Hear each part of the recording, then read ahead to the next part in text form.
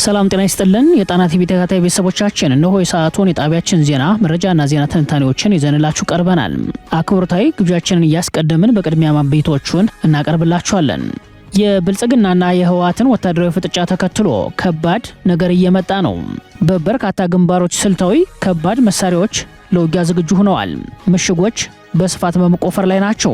የሰሜኑ ጦርነት የሚቀሰቀስ ከሆነ አመዛኙ የአማራ ክልል ኢንተርኔት ሊቋረጥ እንደሚችል ተጠቁሟል። ቀዳሚው መረጃችን ነው። የፋኖ ኃይሎች ህዝባዊ መሰረት ያለውን የህልውና ትግል ከህዝቡ ጋር ተናበው ለዘላቂ ድል ለማብቃት በነፃ ቀጠናዎች ህዝባዊ የውይይት መድረኮችን አጠናክረው ቀጥለዋል። በሸዋ ቀጠና የጊዜያዊ መንግስት አስተዳደራዊ መዋቅር ማሻሻያ ተካሂዷል። ሌላኛው የግንባር መረጃችን ነው። የአማራ ክልል እንደዚህ ዘመን አስተዳደራዊ ነፃነቱን አግኝቶ አያውቅም። ተወዳጁ ፕሬዝዳንትም ሰርተው የሚያሰሩ ናቸው። ይህንን የተናገሩት የብልጽግናው አለቃ አብይ አህመድ ናቸው። አብይ በባህር ዳር ምን ሲሰሩ ዋሉ የሚለውን ጨምሮ በጉዳዩ ሰፋ ያለ መረጃ ይዘናል። በመዋቅራዊ ጥቃትና በተራዛሚ ጦርነት ውስጥ ቀዳሚ ተጠቂ የሆነችውን የኢትዮጵያ ኦርቶዶክስ ተዋሕዶ ቤተክርስቲያን የሚመሩት ፓትርያርክ ብፁዕ ወቅዱስ አቡነ ማትያስ ቀዳማዊ ህዝቡ ጦርነት እንዲቆም እግዚአብሔርን እንዲጠይቅ አባታዊ ጥሪያቸውን አቅርበዋል። ቅዱስ ፓትርያርኩ ህዝቡ መፍትሄን ካገዛዙ ሳይሆን ከፈጣሪው እንዲጠይቅ አዲስ መልእክት አስተላልፈዋል። ሌላኛው መረጃችን ነው። ቻይና በአሜሪካ ላይ ማዕቀብ ስትጥል ፕሬዚዳንት ዶናልድ ትራምፕ ደግሞ ከጦር ሚኒስትራቸው ጋር ወደ ግጭት መግባታቸው ተሰምቷል። ለሰዓቱ የመረጥንላችሁ ዜና ትንታኔያችን ነው። እነዚህንና ሌሎችን ይዘናል። አሁን ወደ ዝርዝር መረጃዎቹ እናመራለን። ብልጽግናና የህወሓትን ወታደራዊ ፍጥጫ ተከትሎ ከባድ ነገር እየመጣ ነው ተባለ። የሰሜኑ ጦርነት የሚቀሰቀስ ከሆነ አመዛኙ የአማራ ክልል ኢንተርኔት ሊቋረጥ እንደሚችል ተጠቁሟል። የብልጽግናው አገዛዝ እና ህወሓት ወደ ዳግም ጦርነት ለመግባት የመጨረሻው ምዕራፍ ላይ እንደሚገኙ የሚያመላክቱ ተከታታይ ወታደራዊ መረጃዎች በመውጣት ላይ ናቸው። ከሁመራ ሸረሪና ግንባር ውጊያ በኋላ ባለፉት 5 ቀናት በሰሜን ምስራቅና ምዕራብ ኢትዮጵያ ቀጠናዎች መጠነ ሰፊ ወታደራዊ እንቅስቃሴዎች በመካሄድ ላይ መሆኑ ሲመላከት አሁን ላይ ሁለቱም ኃይሎች ወታደራዊ ዝግጅትና የኃይል ንቅናቄ እያደረጉ መሆኑን ተከትሎ አምኒስቲ ኢንተርናሽናል፣ የአውሮፓ የሰላም ተቋም እንዲሁም ሌሎች ዓለም አቀፍ ተቋማት ስጋታቸውን በተከታታይ በመግለጽ ላይ ናቸው። ከሁመራ እስከ ቋራ፣ በራያ የአዋግ ህምራ፣ በአፋር ቀጠናዎች ስልታዊ ከባድ የጦር መሳሪያዎችን ጨምሮ ወታደራዊ ክምችት ከመፍጠር ባሻገር ሁለቱም ኃይሎች ምሽጎችን የማስፋት ስራዎችን በመስራት ላይ ስለመሆናቸው ወታደራዊ መረጃዎች ያመላክታሉ። ህወሓት በጀነራል ታደሰ ወረደ የሚመራውን ጊዜያዊ አስተዳደር በጉልበት ባፈረሰበት ሚያዝያ ወር ከግንቦት ጀምሮ ደመወዝ እንደማይኖር ለክልሉ ሰራተኞች ማሳወቁ ይታወሳል። መጠነ ሰፊ ወታደራዊ አፈሳዎችን ተከትሎ የአጭር ጊዜ ስልጠና የወሰዱ አዳዲስ ታጣቂዎቹ ለውጊያ ዝግጁ መሆናቸው ወደ ተለያዩ ግንባሮች በመግባት ላይ እንደሚገኙ መረጃዎች ያሳያሉ። የጉዳዩ ተከታታዮች እንደሚሉት ይህ ጦርነት ድንበር የማይኖረው የበርካታ ኃይሎች እጅ የሚገባበት እንደሚሆን ይናገራሉ። የብልጽግናው አገዛዝ በበኩሉ ከአማራ ክልል ጦርነት በተጨማሪ አዲሱ ግንባር በሚከፈትበት ሰዓት በአማራ ክልል ኢንተርኔት ሊያቋርጥ እንደሚችል ምንጮች ጠቁመዋል። ዋና የውጊያ ስጋት ማዕከል ይሆናሉ ተብሎ በተለያዩ አካባቢዎች ኢንተርኔት ሊቋረጥ ይችላል የሚሉት የመረጃው ምንጮች አገዛዙ ቀይ ዞን በሚል የተለዩ ቀጠናዎች ሙሉ በሙሉ ቢጫ ዞን በሚል የተለዩትን ደግሞ ከፍተኛ የሆነ የስርጭት ገደብ ለማድረግ አረንጓዴዎችን ደግሞ በመደበኛው የኢንተርኔት አገልግሎት ለማስቀጠል እንዳሰበ ምንጮች ጠቁመዋል። እንደ መረጃ ምንጮች ኢንተርኔት የሚቋረጥባቸው አራቱም የአማራ ግዛቶች ሲሆኑ ቀይና ቢጫ ዞን በሚል የተለዩ የውጊያ ቦታዎች ልዩ ትኩረት ተደርጎባቸዋል።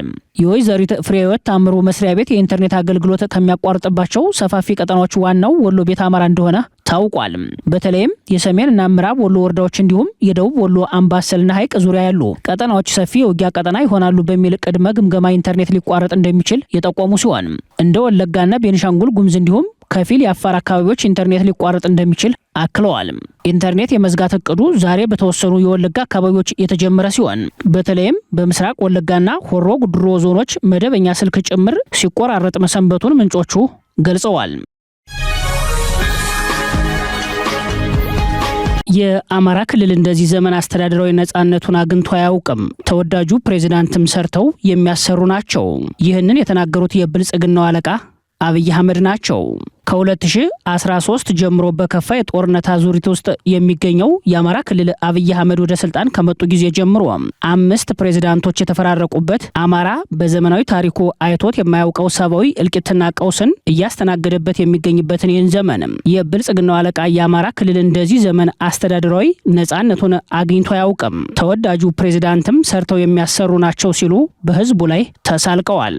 እዚህ እንደ ዛሬው ዘመን የአማራ ክልልም ሆነ ባህር ዳር ራሱን በራሱ በተሟላ መንገድ የሚያስተዳድርበት ዘመን አልነበረም።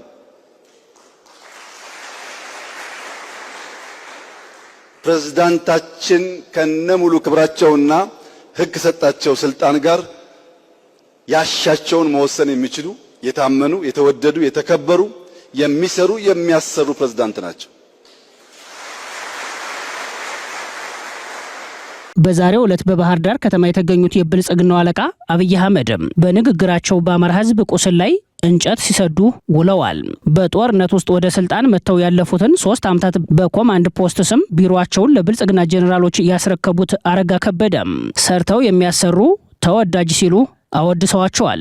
እንዲህ የሚባልላቸው አረጋ ከበደ ይመሩታል በሚባለው ክልል እርሳቸው ወደ ስልጣን ከመጡ ጊዜ ጀምሮ በክልሉ ውስጥ 10267 ውጊያዎች ተካሂደዋል። 1158 ፍንዳታዎች ደርሰዋል። የድሮን እና የጀት ድብደባዎችን ጨምሮ 1642 የአየርና የመካናይዝድ ጥቃቶች ተፈጽመዋል። 21 የተቃውሞ ሰልፎች ተካሂደዋል። 4 አመጾች ታይተዋል። ይህ መረጃ ዓለም አቀፍ እውቅና ያለው አክሌድ የተሰኘው የግጭት መረጃ መዝጋቢ ዓለም አቀፍ ተቋም ይፋ ያደረገው ነው። በብልጽግናው አለቃ እንዲህ የተሞካሹት አረጋ በእርሳቸው የስልጣን ዘመን ባለፉት 4 ክረምቶች በድፍን 3 ዓመቱ ጦርነት በርካታ ንጹሃን ትምህርት ቤቶች፣ የጤና ተቋማት፣ ገዳማት፣ አብያተ ክርስቲያናትን ጨምሮ የግለሰብ ቤቶችና የህዝብ ተቋማት በድሮን መውደማቸው እንደቀጠለ ነው። የጣና ወታደራዊ ምንጮች እንደገለጹት ኢትዮጵያ ካላት ድሮኖች መካከል 70 በመቶዎቹ የተገዙት በአማራ ህዝብ ላይ ጦርነት ከተከፈተ ወዲህ ነው።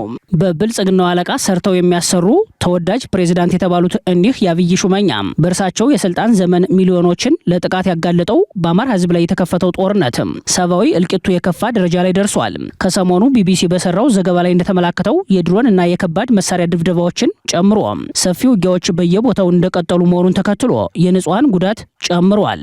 እኒህ የአብይ ሹመኛ ይመሩታል በሚባለው ክልል ዋና ጽህፈት ቤታቸው በሚገኝበት ባህር ዳር ከተማ ጭምር ተከታታይነት ያለው እገታ፣ የተደራጀ አፈናና ዝርፊያ ተጠናክሮ እንደቀጠለ ነው።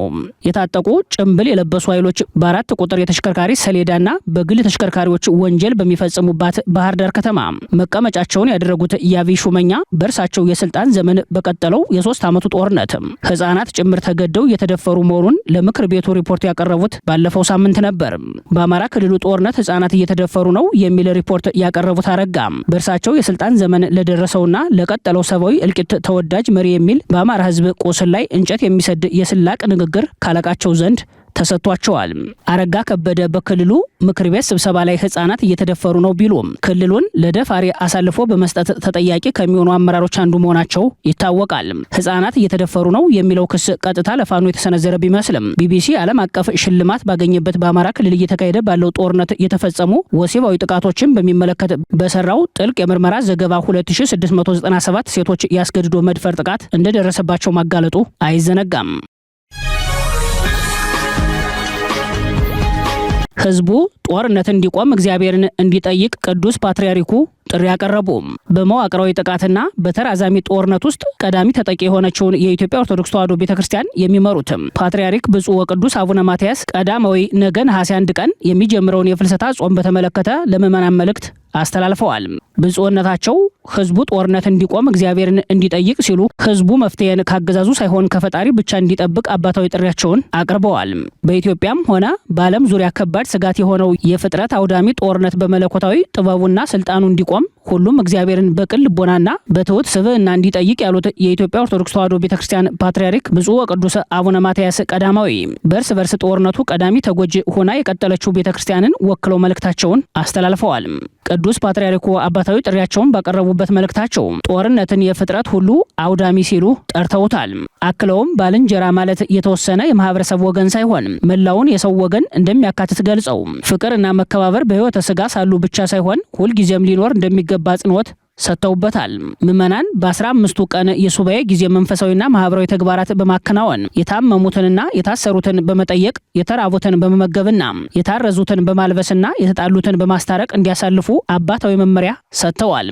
ፓትርያርኩ በቅርቡ በደቡብ ወሎ ዞን ሀገረ ስብከት አባይ ቅድስት አርሴማ አንድነት ገዳም ላይ የተፈጸመውን የድሮን ጥቃት ማወገዛቸው ይታወሳል።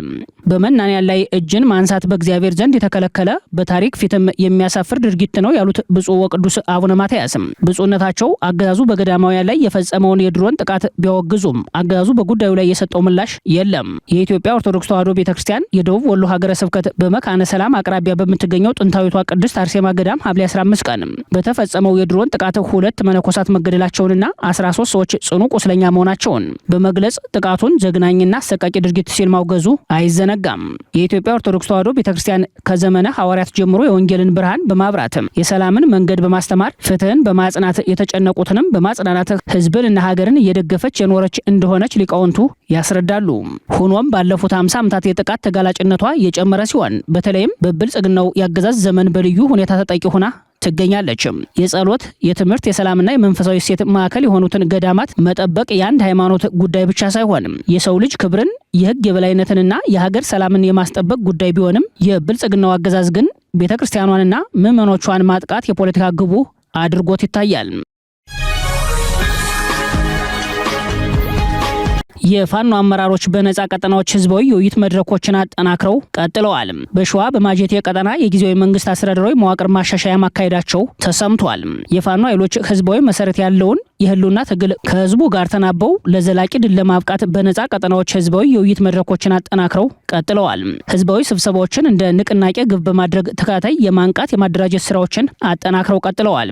በሸዋ ጠቅላይ ግዛት አሳምነው ዕዝ የይፋትና ጥሙጋ አውራጃ የማጀቴ ቀጠና የትግል እንቅስቃሴን ይበልጥ ለማጠናከርና የህዝቡን የደጀንነት ሚና ለማሳደግ ያለመ ሰፊ ህዝባዊ መድረክ ማካሄዱን እዙ ለጣና በላከው ልዩ ማብራሪያ ገልጿል። ከዙ አመራሮች በተጨማሪ ከኮር እና ከክፍለ ጦር አመራሮች ጋር በመቀናጀት በተለያዩ ነጻ ቀጠናዎች በመገኘት ከህዝቡ ጋር ጥልቅ ውይይት ተደርጎ መዋቅራዊ ማሻሻያ ማድረጋቸውን እዙ አመላክቷል። ውይይቱ በነጻ ቀጠናዎች የተመሰረተውን ጊዜያዊ መንግስት መዋቅራዊ ማሻሻያዎች ላይ ትኩረት አድርጓል ነው የተባለው። በውይይቱ የመዋቅር ማሻሻያ ማድረግ ያስፈለገበትን ወታደራዊና ህዝባዊ ምክንያት በተመለከተ ከአመራሮች ሰፊ ማብራሪያ የተሰጠ ሲሆን ከህዝቡ ለተነሱ ጥያቄዎች ግልጽ ምላሽ ተሰጥቷል። በመድረኩ የተገኙ የእዙ ከፍተኛ አመራሮች ወቅታዊውን የትጥቅ ትግል ደረጃ፣ የኃይል ቁመናና የቀጣይ ግቦችን በተመለከተ ማብራሪያ በመስጠት ህዝቡ ለተቀዳጀው የነጻነትና የህልውና ትግል ደጀነቱን አጠናክሮ እንዲቀጥልና ለቀጣይ ወታደራዊ ስምሪቶች የነቃ ዝግጁነት እንዲኖረው ጥሪ አቅርበዋል።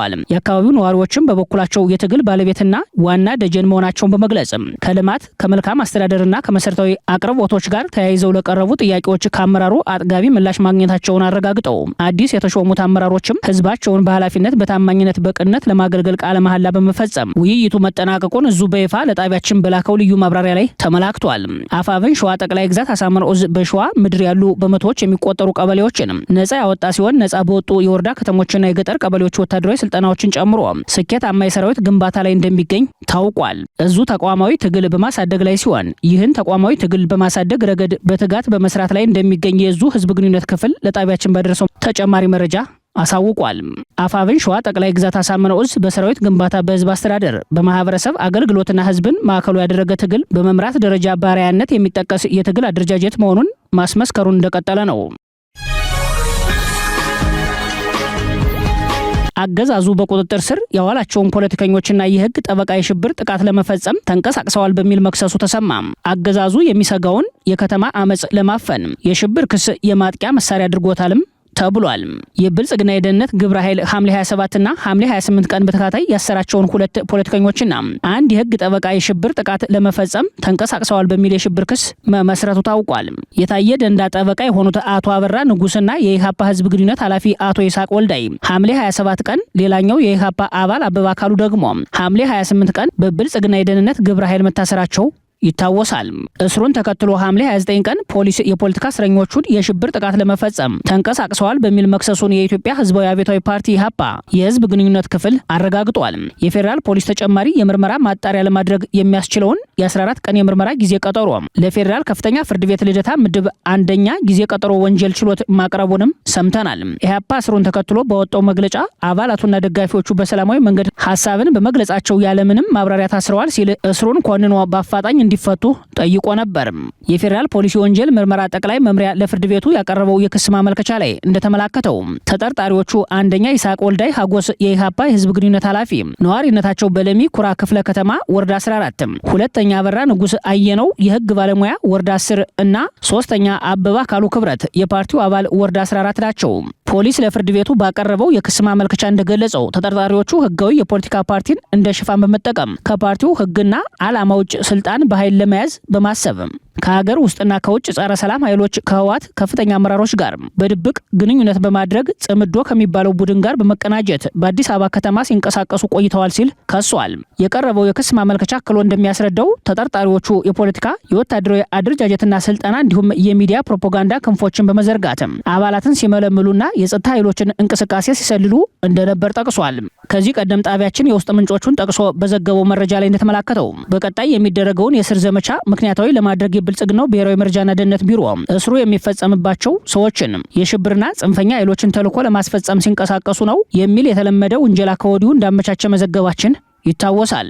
የብልጽግና የደህንነት ግብረ ኃይል ፍላጎታቸውን በኃይል ለማስፈጸም ታጥቀው በጫካ ከሚንቀሳቀሱ የሽብርና ጽንፈኛ ኃይሎች ጋር ግንኙነት በመፍጠር የኢትዮጵያን ሰላምና ደህንነት ለማወክም እንዲሁም መጪውን የመንግስት ምስረታ ለማደናቀፍ ስምሪት ወስደው ሲንቀሳቀሱ ነበሩ የሚል የሐሰት ውንጀላ ከወዲሁ እንዳዘጋጀ የጠቆሙት ምንጮችም በቀጣይ የሚታሰሩ ሰዎችም ይህ የሽብር ክስ እንደማይቀየር ነው የጠቆሙትም። አሁንም ምስሩ እንደ ኢሃፓና እናት ፓርቲን የመሰሉ የፖለቲካ ፓርቲ አመራሮችም የሰብአዊ መብት ተሟጋችና ማህበረሰብን በማንቃት የሚታወቁ አንቂዎች ላይ እንደሚያተኩር አክለዋል። የኢሃፓ ዋና ጸሐፊ ሚስጥረ ስላሴ ታምራት የእስር እርምጃው ያለምንም ቅድመ ማብራሪያ የተፈጸመ መሆኑን ገልጸዋል። ሚስጥረ ስላሴ ስለ እስሩ ተጽዕኖ ሲያስረዱ የሰላማዊ ትግል በሮች መዘጋት የትጥቅ ትግሉን ደጋፊዎች እንደሚያጠናክር ገልጸዋል። ዋና ጸሐፊዋ አክለውም ሶስቱም ግለሰቦች በሜክሲኮ አካባቢ በሚገኘው የፌዴራል ፖሊስ ማሰሪያ ቦታ እንደሚገኙና እስካሁን ግን ጠበቆችም ሆኑ የቤተሰብ አባላት ሊያገኟቸው እንዳልቻሉ ገልጸዋል። ኢሃፓ ባወጣው መግለጫ በሰላማዊ ትግል ሐሳብን በነጻነት መግለጽ ወንጀል ስላልሆነ የታሰሩት የፓርቲው አመራሮች አባላትና ደጋፊዎች በአስቸኳይ እንዲፈቱ ጠይቋል።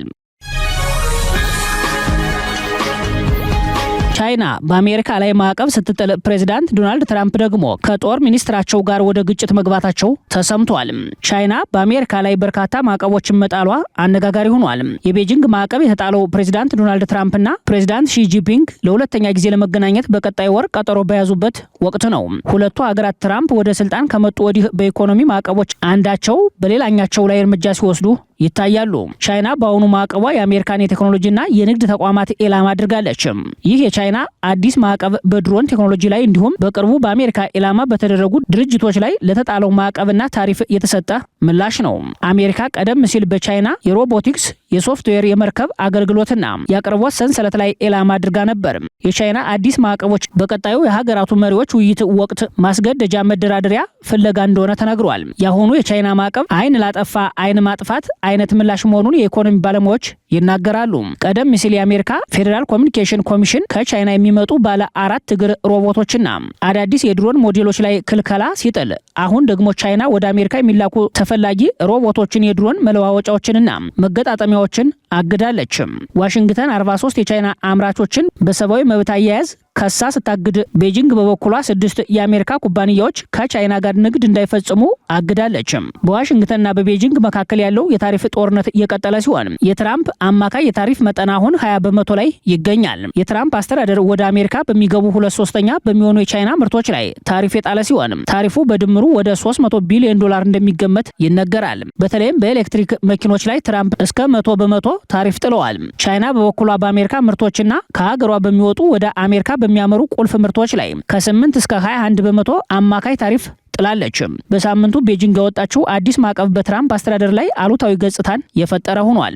ይህ በእንዲህ እንዳለ ትራምፕ ከቻይና አዲስ የኢኮኖሚ ማዕቀብ ይልቅ ጦራቸው በኢራን ጦርነት የገጠመው የፈንጂና የጦር መሳሪያ እጥረት አሳስቧቸዋል። ዋሽንግተን ፖስት ባወጣው ዘገባ ትራምፕ በመሳሪያ እጥረቱ የተነሳ ከጦር ሚኒስትራቸው ፒት ሄግሴስ ጋር ተጋጭተዋል። ትራምፕ እና ሄግሴስ በካምፕ ዴቪድ የተገናኙ ሲሆን ፕሬዝዳንቱ የፈንጅ ችግር የተፈታ መስሎ ነበር አሳስተኛል ሲሉ በጦር ሚኒስትራቸው ላይ መጮሃቸው ተዘግቧል። የአሜሪካ ጦር ያለው የረጅምና የአጫጭር ርቀት ሚሳኤል ክምችት አሟጦ መጠቀሙ በሳምንቱ መዘገቡ ይታወሳል። በተለይም ጦሩ በራሳቸው ኢላማቸውን የሚመቱ ሚሳኤሎች ከፍተኛ እጥረት ገጥሞታል። ይህ መረጃ መጋለጡ ትራምፕን በእጅጉ ያበሳጨ ሲሆን ባለፈው ሳምንት ኢራን ላይ ከፍተኛ ብለው የጠሩትን የጥቃት እቅድ የሰረዙትም በዚህ ሚሳኤል እጥረት ምክንያት መሆኑን ዘገባው አመላክቷል። የመሳሪያ እጥረቱ የአሜሪካ ጦር ከሁለተኛው የዓለም ጦርነት ወዲህ አይቶት የማያውቀው ነው ሲል ዋሽንግተን ፖስት ዘግቧል። ትራምፕና የጦር ሚኒስተራቸው መጋጨታቸውን የተመለከተ ዘገባ መውጣቱን ተከትሎ የነጩ ቤተ መንግስት ጉዳዩን አስተባብሏል። የቤተ መንግስቱ ፕሬስ ሴክሬታሪ ካሮሊን ሊቭት ትላንት በሰጡት መግለጫ የተፈጠረ ግጭት የለም፣ ፕሬዚዳንቱ ከጦር ሚኒስትሩ ጋር ጥሩ ግንኙነት አላቸው፣ የጦር ሚኒስትሩን ይወዱታል፣ ጥሩ ስራ እየሰራ መሆኑንም ያምናሉ፣ ይህም የጦር ሚኒስትሩን ለማስጠላት የተሰራጨ ውሸት ነው ሲሉ ገልጸዋል። ክቡራትና ክቡራን ቤተሰቦቻችን ለሰዓቱ የተሰናዱት መረጃዎቻችን የተከታተላችኋቸውን ይመስሉ ነበር። አብራችሁን ስለቆያችሁ ልባዊ ምስጋናችን ይድረሳችሁ እያልን የጣና ቲቪ ወቅታዊ ዜናዎች፣ ትንታኔዎችና ልዩ ልዩ ፕሮግራሞች እንዲደርሷችሁ ቻናላችን ሰብስክራይብ በማድረግ ቤተሰብ ይሁኑ። በተሳትፎው ሚዲያውን እንዲያጠናክሩ ጥሪያችንን እናቀርባለን። ጣና ቲቪ ከሀቅ ጋር